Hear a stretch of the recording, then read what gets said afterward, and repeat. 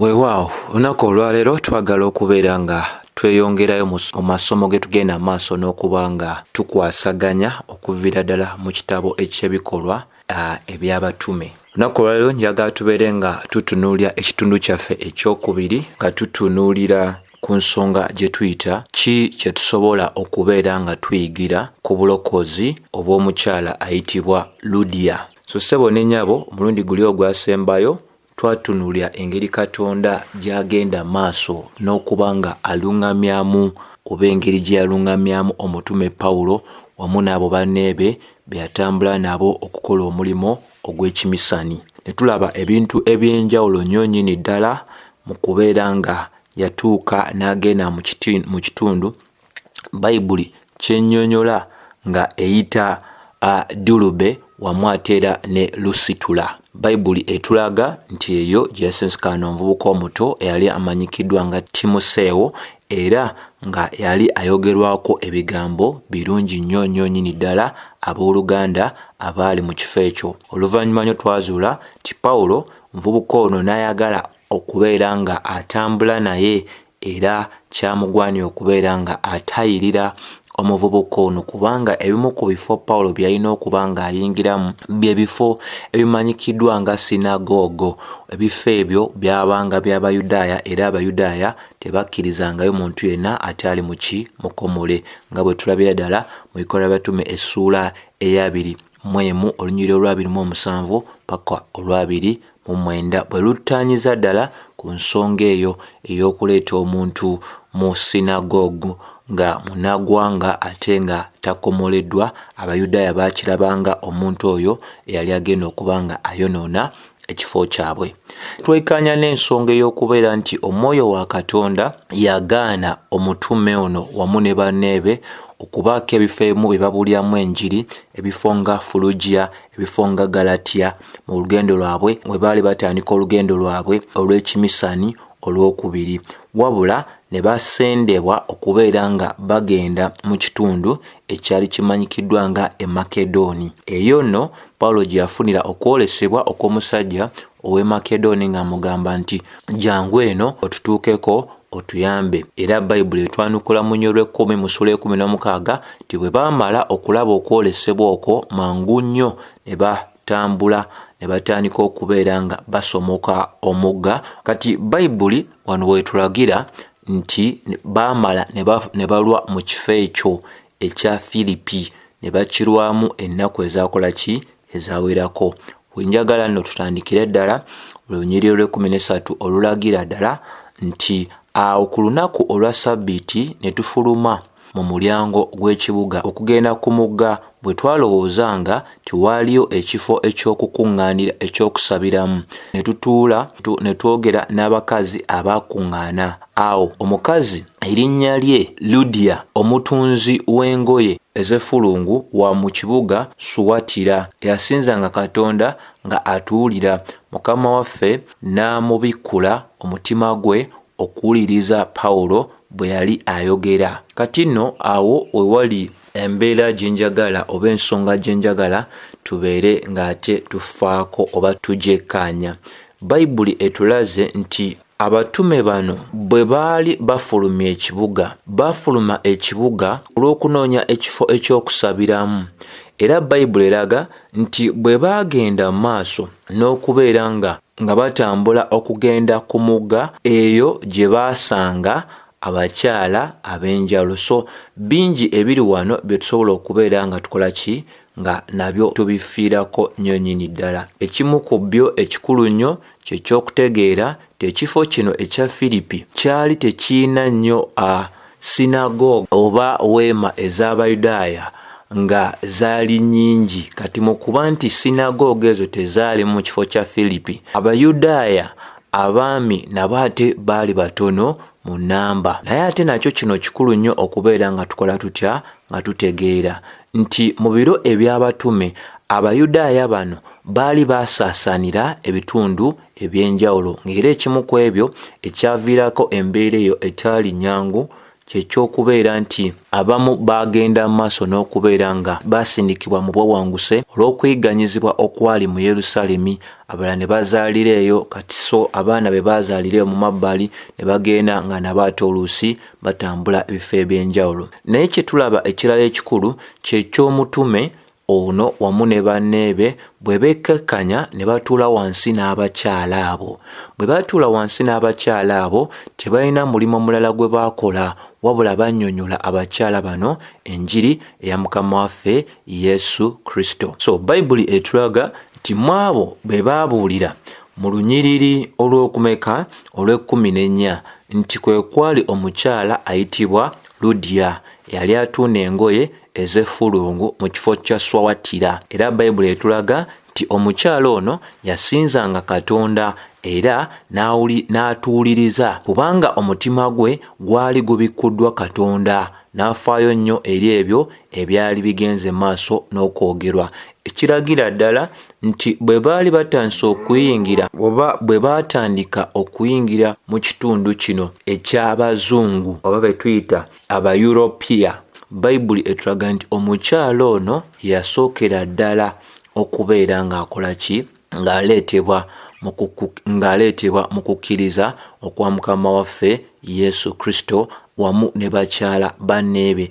Ekiragira ddala wano ekikulu nti Katonda waffe tasosola mu ki? Mu bantu. Obulokozi si bw'abaami bokka wabula obulokozi ate nabo bw'abakyala nabo. Kikulu nnyo ekyo kyategeera. Naye ate akalala kenjagala tubeere nga tussaako nnyo essira bwe tuba tugamba ki kye tusobola okuyigira ku bulokozi obwa Ludiya mu layini eyo nti Bayibuli etulaga nti Katonda mwene ye yateekateeka omutima gw'omukyala ono. Katonda Bayibuli eraga nti yasinzanga Katonda, akabonero akalaga nti omukyalo newankubadde yali munaggwanga yali yakyuka n'ayingira mu nzikiriza ey'abaki? Ey'Abayudaaya. Abo bonna abataali mu nzikiriza ey'Abayudaaya, Bayibuli etulaga mu kitabo eky'Abasesalonika nti okusinza kwabwe oba okusinza kwaffe ffenna nga tetunnamanya Mukama waffe Yesu Kristo tekwali ku nsonga ndala, kwali ku nsonga ey'abiki? Ey'ebibumbe. ng'Abasesalonika ekisooka olunyiriri olw'omunaana n'olw'omwenda lugamba nti for not only has the word of the Lord sounded forth from you in Macedonia, nti ekigambo kya Katonda tekigenze maaso kyokka okubanga kivuga okuviira ddala nga kivuga erimu okuva e Makedonia ne Akia, but your faith in God has gone forth everywhere. Wabula n'okukkiriza kwammwe mu Katonda kusaasaanidde mu buli kitundu kyonna, so that we need not to say anything. N'olw'ensonga eyo ffe tetugwanidde kubaako kyonna ekirala kyetukola ki? Kyetwogera. Olw'omwenda Bayibuli etulaga for they themselves report concerning us the kind of the reception we had among you. Kubanga nabo bennyini bagenda maaso n'okuwa okulamula kwabwe okusinziira ku bubaka obwava eri mmwe. How you turn to God from idols to serve the living and the true God. Engeri gye mwakyukamu ne muleka ensinza ey'ebibumbe ne mutandika okusinza Katonda oyo omulamu ate era owaki? Ow'amazima. So buli munaggwanga yenna atannaba kubeera nga akyuka oba nga alokolebwa, Bayibuli etulaga nti bye basinza si birala bibumbe. Bye basinza si birala bibumbe, ebintu mu ndowooza zaabwe bye balowooza okuba nti Katonda naye nga si ki? Nga si Katonda. So kati engeri eyaliwo ennyangu ey'okusinza Katonda yali ya muntu kubeera nga ava mu kusinza kwe okw'ekinnaggwanga n'abeera nga yeegatta mu kusinza okw'Abayudaaya okwatwaliramu okukuuma amaki? Amateeka. Naye newankubadde ekyo kyali kikkirizibwa mu ndagaano enkadde, ate Mukama waffe Yesu bw'ajja n'atuukiriza amateeka nga Yokaana 19:3 bwegamba nti bwe yamala okukola omulimu ogwo ogw'ekitiibwa n'agamba nti kiwedde, ate amateeka tegasobola kusaanyiza mu ndagaano yaffe eno empya. So kati omuntu yali newankubadde ng'ali munnagwanga n'akyuka n'akkiriza mu nzikiza ey'ekiyudaaya naye aba agwanidde okuwulira enjiri eya mukama waffe yesu kristo ate n'oli eyazaalibwa mu nkola eri ey'ekiyudaaya naye aba agwanidde okukkiriza enjiri eya mukama waffe yesu kristo n'agenda amaaso n'akola ki n'alokolebwa. Naye akagambo akalala wano akakulu ak'okubeera nga tutegeera nti bayibuli etulaga nti omukyalo yagenda mu maaso n'otuwuliza kubanga omutima gwe gwali gubikuddwa Katonda. Ekigambo ekyolyonaani ekikozesebwa wano kye kigambo kye tuyita dayanogo, ekitegeeza nti omuntu okubeera nga omutima gwe gwawulwamu oba gubejjulwamu bwe guti oba nga guteekebwateekebwa. Ekitegeeza ssebo gwe yena awuliriza nti wano waliwo ensonga enkulu eyannamaddala. Ffe ffenna okuyita mu kibi ekya Adamu twatundibwa eri akatale ak'obusibe. Ffe ffenna twatundibwa mu katale ak'ekibi. Bwe tuba nga twatundibwa ffenna mu katale ak'ekibi, okusalawo kwaffe, endowooza zaffe, okutegeera kwaffe kwonna kwabulira wansi ow'amaanyi ag'ekibi. Nekitegeeza nti omuntu ng'alekeddwa ku lulwe tasobola kulonda Katonda, wabula Katonda yasobola okuba ng'akola ki? Ng'amulonda. Ekirala ekikulu eky'okutegeera nti abantu bangi nnyo olunaku olwaleero balina embeera ey'okuguguba ku nsonga ey'okugamba nti Katonda ye yennyini yatwelondera n'atuwa obulokozi, ffe abasooka okubaako kye tukola. Lwaki? Nti mu kuba nti ekibi kyatusannyalaza ne kitattana buli kitundu kyonna eky'emibiri gyaffe, okwepanka n'okwenyumiriza mu bitaliimu y'emu ku nsonga enkulu ennyonnyola omuntu yenna ali wabweru waki? Wa Kristo Yesu. Endowooza ey'omuntu nga tali mu Kristo eri mu busibe. Endowooza ey'omuntu atali mu Kristo bwe banga eri mu busibe, omuntu oyo tasobola kwesumulula. Katonda yekka yasobola okusumulula oyo alina endowooza ye, alina ebitundu byonna eby'omubiri gwe nga biri mu ki? Mu busibe obwaki? Obw'ekibi. Kyova olaba lwaki tugamba endowooza y'omuntu oyo ebeera mu busibe? Nti kubanga ekyajjula kati ekiba kyajjula omutima gw'oyo omuntu, ennewulira ye, okutegeera kwe, okusalawo kwe kyekibi. Nti omuntu atannalokoka asikirizibwa nnyo eri ebyo ebyokwonoona okusinga okusikirizibwa eri ebyo ebyobwa Katonda, kubanga mu ye temuli kye tuyita buki? Bulamu. Bino mbyogera lw'ensonga ya kino kye tulaba ku bulokozi obw'omukyala ayitibwa Ludiya. Nti Katonda yennyini yateekateeka, Katonda mwene ye yaggulawo omutima gwe. Ekitegeeza owatali Katonda kuggulawo emitima gyaffe tetusobola kuwuliriza njiri, tetusobola nagikkiriza, naye ye mwene yakola omulimu ogwo ogw'enkizo n'aggula emitima gy'abafu. Lwaki njogera bwe ntyo? Befeso essuula ey'okubiri olunyiriri olusooka bweti bwetunnyonnyola etugamba nti mmwe mwali mwafa mu bibi byammwe n'okwonoona kwammwe. Bano beeyogerako kaakati balokole, naye tulaga bwe baali tebannaba kulokolebwa baali baafiira mu ki? Mu bibi byabwe n'ebyonoono byabwe. Kati omuntu omufu ssebo n'ennya bawuliriza, omuntu oyo tasobola kwewabulamu, tasobola kwezuukiza, tasobola kusalawo. Kyova olaba n'oba olabyeko omuntu yenna mu ngeri y'omubiri nga mufu, basitula musitule, batwala yonna gye baagadde ne basuula. Ekitegeereza ddala nti mu kuba nti endowooza zaffe, okusalawo kwaffe, okutegeera kwaffe kwonna ebbanga linga tetunnabasensikana Kristo, nti byonna ebifo ebyo byali mu busibe obw'ekibi. Katonda mwene ye yekka asobola okubeera nga akola ekyamagero n'atandika omulimu ogw'ekisa eri omuntu okumuleeta ku ddaala ery'okuba ng'omuntu oyo asobola okukola ki? Asobola okukkiriza. Bino bikulu nnyo mukwano okutegeerera ddala bulungi. Abatabitegedde balina enjiri gye babuulira, ng'enjiri eyo terina ngeri yonna gyekkiriziganya n'ebyo ebyawandiikibwa oba ebyatuweebwa edda mu byawandiikibwa. Omusajja ayitibwa Jonathan Edwards oba gwe tusobola okuyita Yonasaani mu Luganda, bw'ati bwe yayogera nti to will is to act according to the strongest motive prevailing within a man. Nti okusalawo kikolwa ekigoberera kusalibwawo okusinziira ku biruubirirwa ebikulu ennyo mu muntu. Kiki kyali ategeeza nti tesobola kubeera nga oli wabweru wa Kristo n'obeera ng'osobola okusalawo n'olonda Kristo. Lwaki? Muggwe temuli bulamu, muggwe temuli maanyi, muggwe temuli kwegomba, muggwe temuli kuyaayaana okw'ebyo ebibwa Katonda. Kati ebiruubirirwa bye bikulu by'ogenda okukola ki? By'ogenda okulonda. Ebiruubirirwa byaffe ebikulu nga tuli wabweru, ng'omuntu ali wabweru wa Kristo Yesu, kwe kulonda ebyo ebinyiiza, ebyo ebiwakanya Katonda by'agamba tibye tugwanidde okutambuliramu. Nti omuntu ku lulwe wabweru wa Kristo tasobola kulonda Katonda kubanga ekisinga okuvugira mu ye kwe kulonda ebyo Katonda by'akyawa, kwe kulonda ebyo Katonda by'anenya, kwe kulonda ebyo Katonda by'agaana. Kyava agenda maaso n'agamba nti ekikolwa eky'okuzaalibwa okwokubiri kikolwa kya bwakatonda, era kubanga nti kikolwa kya bwakatonda, ebiruubirirwa ebipya biteekebwa mu muntu oyo, bisimbibwa mu mmeeme y'oyo omuntu, era ebyo bireetera endowooza y'oyo omuntu okutunuulira kaakano Katonda.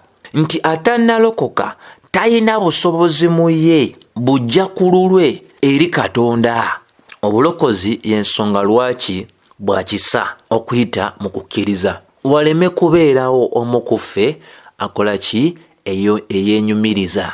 Nti bw'otandika okwezuula oba bw'ozuulira ddala nti gwe wali mufu, Katonda n'asaasira busaasizi n'akuzuukusa okuva mu bufu bwo, osiimira ddala obulokozi gwe abwina. Nti kikye bwatwala? Tebwatwala maanyi go, bwatwala kusaasira kwa Katonda. Oyo nga bwe tulaba eri omukyalo ono ayitibwa Ludiya, ekyo Katonda kye yakola eri ye n'amubikula omutima gwe, ky'ekintu kye kimu ekikolebwa mu buli bulamu bwa buli muntu yenna, oba ekyakolebwa mu bulamu bwa buli muntu yenna eyajja eri Kristo Yesu. Ensonga eno ya Katonda okubikula omutima gw'omuntu nkulu nnyo ffe okubanga tugitegeera tutya nti omwonoonyi nga bwe njogeddeko, omuntu ng'ali wabweru wa Kristo Yesu tasobola kuyaayaanira ebyo ebya Katonda paka Katonda mwene bw'akola ekikolwa nga kya bwa Katonda n'ateeka okwagala n'okuyaayaana mu mutima gw'oyo omwonoonyi. Era ekyo kye tuyita omulimo gwa Katonda ogw'obwa Katonda ogw'ekisa. Nti Katonda bw'atandika n'aggulawo omutima gw'oyo omuntu abadde tamumanyi, oyo ali mu kufa, omuntu oyo kati atuuka ku ddaala ery'okutandika okwagala ebyo byakyawanga n'akyawa ebyo byayagalanga. Mu nsomesa eya Bayibuli, okuzaalibwa okw'omulundi ogwokubiri kwe kusooka okubeerawo ng'okukkiriza tekunnaba kubaawo. Nti tosobola kubeera n'okukkiriza mu ebyo eby'obwa Katonda paka nga Katonda asoose n'akyusa omutima gwo. Kye tuyita eky'okuzaalibwa omulundi ogwokubiri, Katonda yasookera ddala okubeera nga akyusa omutima gw'omuntu, kati omuntu oyo n'amwa okukkiriza, n'amusobozesa okubeera n'okukkiriza mu ebyo ebibwa Katonda. Ssebo ne nnyabo, bino byemu ku bintu omuntu by'atasobola kulaba ng'alonda wano ng'alonda wali mu byawandiikibwa. Naye olugendo luno lwe tutambudde nga twekkaanya ssuula ku ssuula, lunyiriri ku lunyiriri, n'okufa ku bigambo eby'enjawulo ebiba bituweereddwa mu lunyiriri olwo, bituleetera okubeera nga tutwala obudde obumala okwekkaanya ebigambo bino bitegeeza ki, bisonga ku ki, makulu ki agali emabega ow'ebigambo bino, lwaki biwandiikiddwa nga bwe biwandiikiddwa. Kati ensonga gye tulaba no ku mukyala ayitibwa Ludiya, omukyala ono nti akiikirira ffe ffenna, nti engeri gye yakyusibwamu omutima, engeri gye yagulibwamu omutima gwe n'ateekebwateekebwa okuwulira enjiri, bw'atyo Katonda ffe ffenna abaalokoka bwe yakola. Tewakiraba n'amaaso go, tokiraba n'eri omuntu omulala gw'oba obulira enjiri, naye Katonda ye yennyini alina abantu b'ateekateeka omitima gyabwe n'agiggulawo okuba nga basobola okubeera nga bafaayo eri ebigambo eby'enjiri. So ekikulu ekyokutegeera wano ti Katonda mwene ye yakyusa omutima gw'ono omukyala, si Pawulo. Ebigambo Pawulo byali ayogera eby'enjiri, omukyala ono atandika okubiwuliza nga mutima gwe amaze okubeera ng'akola ki, ng'ateekebwateekebwa, ekitegeeza nti ensonga ey'okukyusibwa kw'omuntu tekolebwa ffe, naye Katonda mwene yagenda maaso ng'omusawo alina obukenkufu obw'okujjanjaba emitima, obw'okutunga ebituli ebiri ku mutima. Katonda ayingira mu mitima gy'abantu ab'enjawulo, abo bayagala okwerokolya, n'abeera nga abaako sajjale gy'akola mu bo, n'abakyusa owabadde obukalubu obw'omutima, n'aleeta obugonvu mutima gw'oyo omuntu oyo n'asobola okuwulira kye tuyita enjiri. So ako kakulu nnyo kakola ki, kakubeera nga kategeerebwa. Lwaki ebyo byonna mbyogedde era nga bwe mbyogedde? Njagala nkujjukizeeko bulungi nti Bayibuli erina ekintu kye tulagira ddala nga abasinga babiyisaamu amaaso, n'ebintu bino biki, bikulu nnyo nnyini ddala. Bw'ati Mukama waffe bwe yayogera mu Yokaana essuula ey'omukaaga olunyiriri n'olwana. Agamba bw'ati, nja kwesako Oluzungu n'Oluganda. For this is the will of my Father, kuno kwe kwagala okwa Kitange, that everyone who looks unto the Son, nti buli muntu yenna atunuulira Omwana, and believes in him, era n'amukkiriza, should have eternal life. Kweko okwagala kwa Kitaffe. And I will raise him up on the last day, era n'agolokosa omuntu oyo ku lunaku luli. Jjukira nti omufu tasobola kwegolokosa, Katonda yasobola okugolokosa oyo mufu olwanamu lumu. So the Jews grumbled about him. Abayudaaya ne batandika okuba nga boogera obutonotono ku Mukama waffe Yesu, because he said, I am the bread that cometh down from heaven. Kubanga yali ayogedde ti nze omugaati oguva mu ggulu. Olwanamu ebbiri. They said, Abayudaaya ne boogera, is it not Jesus the son of Joseph? Ono si ye Yesu omwana owa Yusufu, whose father and mother we know? Oyo taata we ne nnyina nga tubamanyi. How does he say? Agamba atya nti I have come down from heaven. Agamba atya nti nze najja okuva mu ggulu. Olwana mu 3. Jesus answered them, Mukama waffe n'abanukula, do not grumble among yourselves. Temugenda maaso na kwerumaaluma mu masekkati gammwe. No one can come to me. Tewaliwo muntu yenna asobola okujja. Tewali muntu yenna asobola kujja gye ndi, unless the Father who has sent me draws him. Okujjako nga Kitange eyantuma yamuwaludde. Ako kakulu kakutegeera nti gwe nga tonnaba kujja eri Mukama waffe Yesu Kristo, Kitaffe ayina ebintu byakola, Kitaffe ayina kyakola gwe kyotasobola kubanga otegeera, nti buli ajja eri Kristo waliwo ebisaanyizo eby'enjawulo ebisooka okutuukiriza nga tebituukirizibwa muntu, wabula Kitaffe ali mu ggulu yabituukiriza.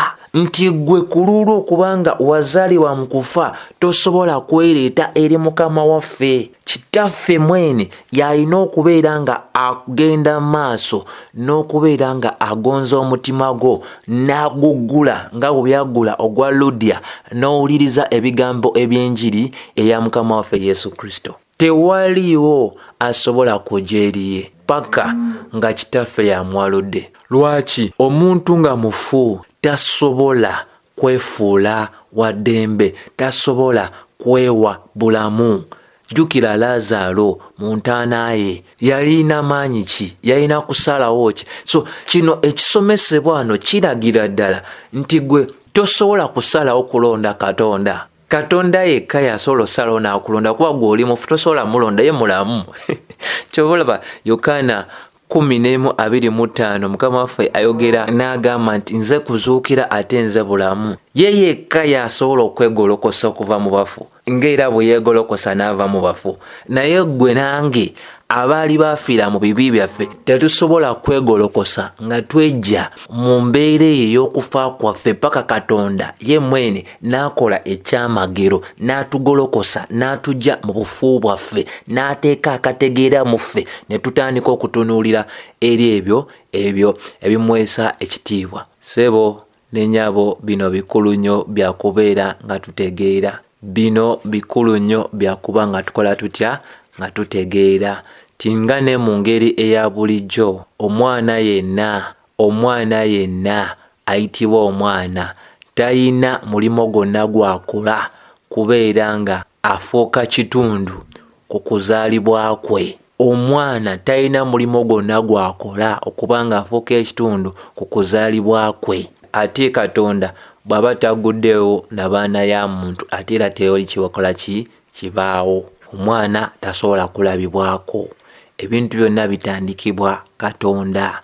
Lwaki twogerera nga bwe twogedde? Jjukira Bafilipi. Jjukira Bafilipi eyogereeta essula ey'okubiri olunyiriri 12 etulagira ddala bulungi, therefore my beloved, olw'ensonga ey'abaagalwa, as you've always obeyed, nga bwe mugenze maaso n'okugonda kaakano, si mu kubeerawo kwange kwokka wabula ne mu kubanga siriiwo. Work out your salvation.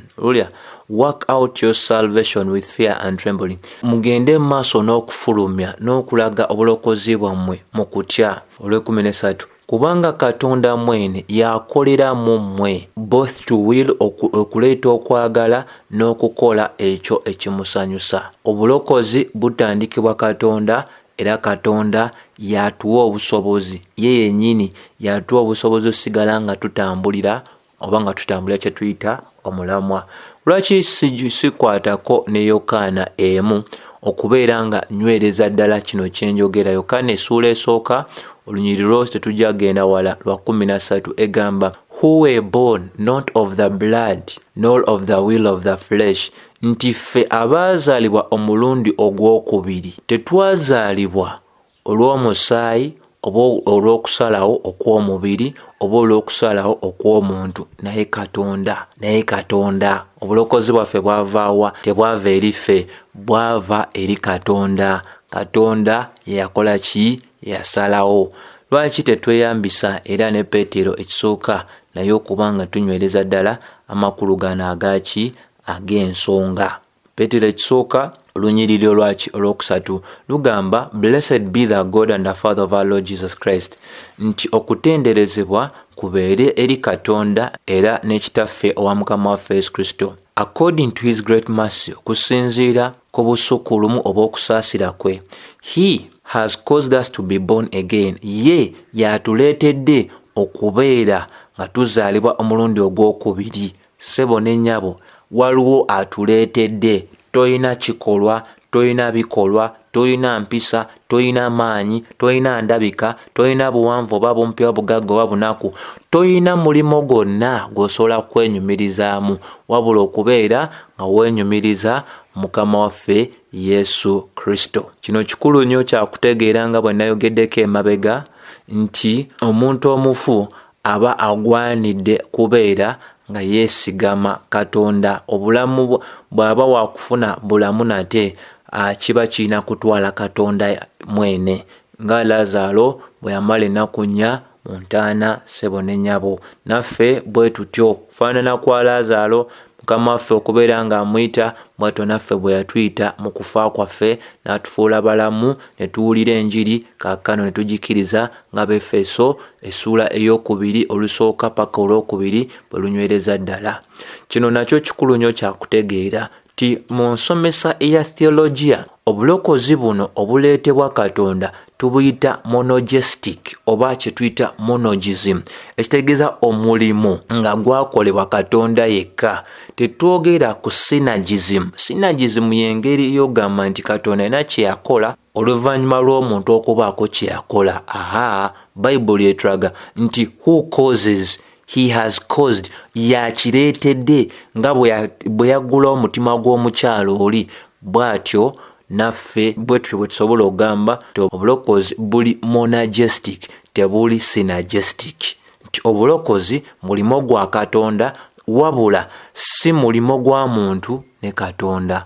Ekyo kikulu nnyo kyakola ki kyakuba nga tutegeera singa obulokozi bubaako akakwate konna ku mulimo gw'omuntu buba si bwa kisa, kubanga kiba kitegeeza nti omuntu alinako ke yakola ki ke yakola oba alinako omulimo gwe yakola. Kitiibwa n'ettendo kyonna tekigwande kugenda eri Katonda wabula kigwande n'ogendako eri abantu. N'ekikafuuwe omulimo gwonna gutandikibwa Katonda era yatukuuma ne tubeera nga ekyo kyatandika mu ffe ate ye yennyini atukuuma paka ku lunaku luli. So nga tweyongerayo kikulu nnyo kyategeera nti omuntu omufu tasobola kwekomyawo mu bulamu. Katonda yekka yasobola omukomyawo eri obuki eri obulamu.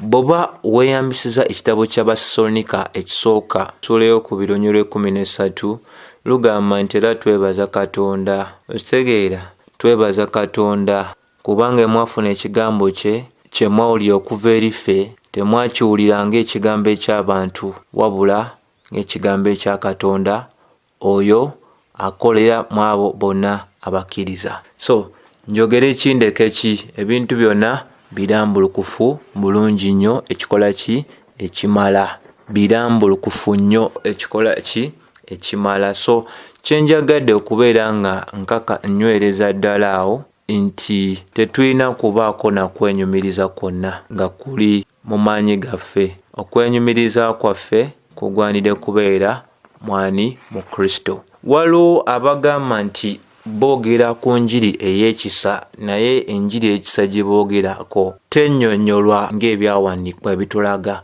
kubanga baba basomesa engeri abantu gye bajjamu eri Kristo balaga nti omuntu yasalawo n'agamba nti naye omanyi ekimala kikola kiti kimala. Naye kye bagaana okulaga kubanga baagala okwerekerayo akalimo nti omuntu agenda otuuka ku ddaala eryo erisalawo Katonda mwene yabeera agudde omutima gw'oyo omuntu. Wabula singa tewaliwo obusobozi bwa Katonda teri muntu asobola kulonda Kristo.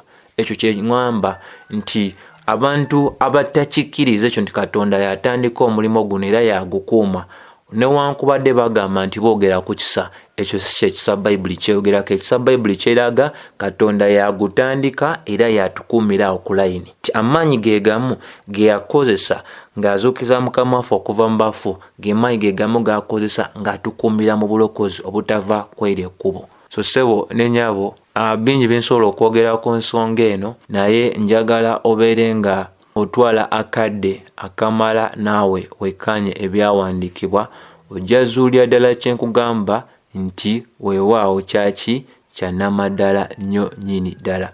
Singa obeera weeyambisizza n'ekitabo ekya Luka essuula eya 24 olunyiriri 2:45 Bayibuli etulaga nti Mukama waffe ntandikire mu nnyiriri 44 lugamba, then said to them, nayogera eribo, these are my words that I spoke to you while I was still with you. Bye bino ebigambo byange bye nayogera eri mmwe bwe nali nkyali wamu nammwe, nti buli kyonna ekyawandiikibwa mu mateeka ga Musa, mu bannabbi ne mu Zabbuli kyali kigwanidde okutuukirizibwa. 45 Awo then he opened their minds to understand the scripture. N'ababikkula endowooza zaabwe okutegeera ebyawandiikibwa. So bangi olunaku olwaleero nga nange nkyagenda maaso n'okwekkaanya ng'era tusaba Katonda abikkule endowooza zaffe ate tumutegeerere nnyo mu byawandiikibwa, kubanga ebyawandiikibwa tebirina kye biwakanya kyonna ku ebyo Katonda byayogera edda.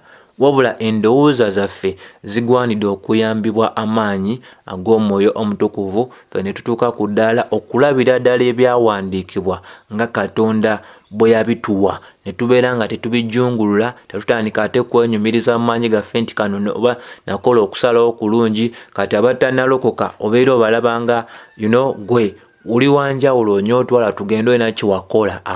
Gwe eyalokoka n'abatannaba kulokoka tewaliiwo njawulo eri awo gy'osobola ogamba nti gwe wali mugezi nnyo bo baali basiru nnyo. Obusiru gwe bubalooleza nti bwe balimu kubanga tebannalokoka bwe busiru bwe walimu, Katonda n'asaasira busaasizi n'akuggulawo omutima gwo n'obeera ng'osobola okutegeera enjiri paka ku ddaala eri ogamba naye omanyi kimala kikola ki? Kimala mbitegedde. Obuzito bw'ekibi kyange mbulabidde ddala, bwe mba wakuzikirira wano nga ndi wabweru wa Kristo ekijja okuntuukako kye kino wammanga. So njagala twekanyeko ate n'olunyiriri olw'okumeka olwa 15. Bayibuli etulaga and when she was baptized, ekitegeeza nti yawulira enjiri n'agikkiriza, era ekyagobera enjiri gye yawulira n'akkiriza n'abatizibwa, era wamu n'ab'ennyumba, ekitegeeza nti nabo baabuulirwa enjiri naye yabasooka. Bayibuli etulaga nti n'atwegayirira ng'atugamba nti bwe tuba tukakasiza nti mwesigwa, obwesigwa baalina bulabira kuba nti akkiriza n'okubatizibwa, nti mba mukakasizza nti obwesigwa bwange Mukama waffe mujje mu maka gange musule omwo. Era n'agenda mu maaso n'okubeera nga agezaako okubeera nga abeegayirira nga bagamba okubeera nga bakola batya, nga basula mu maka ge. So ebyo bikulu nnyo byakubanga tutegeerera ddala nti ebyogerwako wano era kyekino ekitundu kyesobola okugamba mukadde keekano keekamu ekkanisa ey'Abafiripi bwe yagenda mu maaso n'okuba nga ekola ki, nga etandikibwa ku lugendo lwa Pawulo olwokubiri. Naye mu byonna ebikulu bye njagadde obeere ng'otegeera nti obulokozi bw'ono omukyala tuyina ebintu bingi ku ebyo ebingi ebitono byenkoonyeeko bye tusobola okuba nga tubaako ebyokwiga bye tujja omwo ebikakasiza ddala nti obulokozi butandikibwa Katonda, tebuliiko bikolwa byonna bya muntu nti alina ekintu kye yakola ku lulwe ne yeeteekateeka. Katonda mwene yatuggulawo emitima gyaffe n'atuteekateeka okuwulira enjiri, olwo ne tumaliriza nga tutuuse ku ddaala erikola ki, erikyuka ne tulekayo amakubo gaffe gali amakadde. So bikulu nnyo bya kutegeera nti abantu b'ennyumba ye tebaayibwako buyiibwe buzzi ng'ekkanisa ey'Abaloma bwekola, naye abantu ab'ennyumba ye nabo baakola batya, baawulira enjiri nga bwe gwali kwabo ab'ennyumba eya Koloneriyo, era nabo ne bakola ki, ne babatizibwa kubanga baali bakoze ki, bakkiriza enjiri. So sisobola kuba nga nsukako wano wabula okugamba nti weeyongere okubeera nga otwala obudde obumala mu kwekkaanya ebyo ebiwandiikiddwa, totabula, togattako, totoolako. Ky'oba totegedde wano wabaawo olunyiriri olulala olukirambulula ddala obulungi. So mulundi oguddako nga Mukama akkiriza tujja kuba nga tutunuulira ekitundu ekyokusatu mu ssuula eno ey'okumeka 16.